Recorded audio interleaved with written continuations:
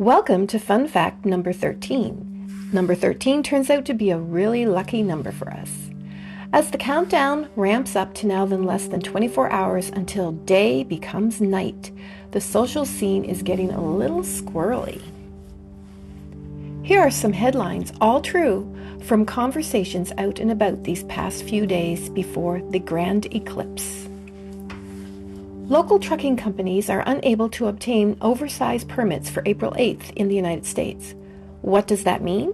It means anything we are currently shipping to the U.S. that is oversized, which could be vehicles, tractors, industrial machinery, housing, concrete supports, and so on, cannot move an inch anytime on April 8th south of the border.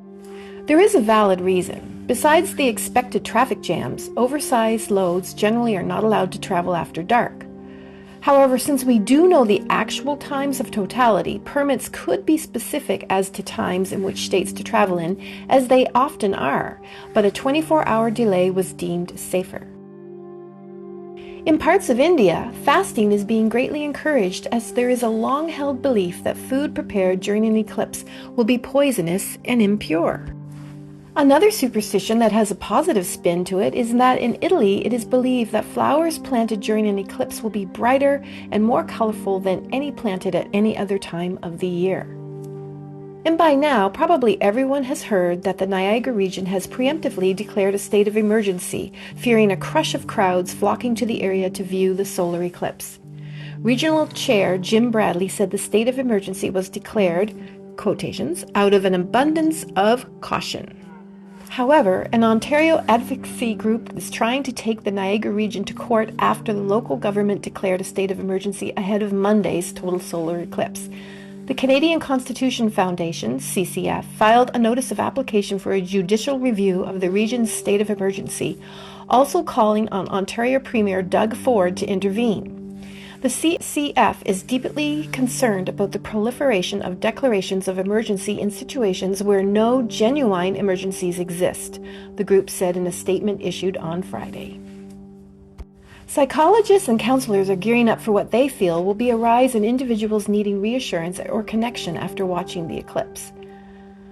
Dr. Kate Russo, a psychologist, author, and eclipse chaser who has witnessed 13 total eclipses and counting, has interviewed eclipse viewers from all around the world.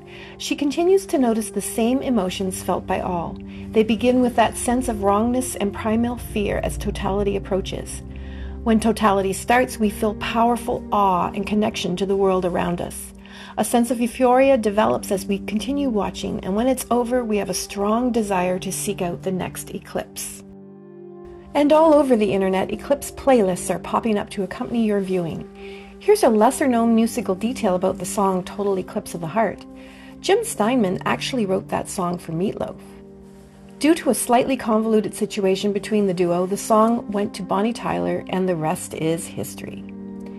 If you've watched any news for even a moment, you also know that Carly Simon's daughter lives in the Maritimes and will have her mom's famous song, You're So Vain, playing on repeat during the event. Eclipse art and souvenirs are popping up everywhere. If you happen to be going to Kingston, Ontario for the eclipse, you can pick this card up from Lost and Found Art for a very reasonable $5. So here we go. The countdown is on. Cheers, everyone, to one last sleep before an experience like none other graces your existence.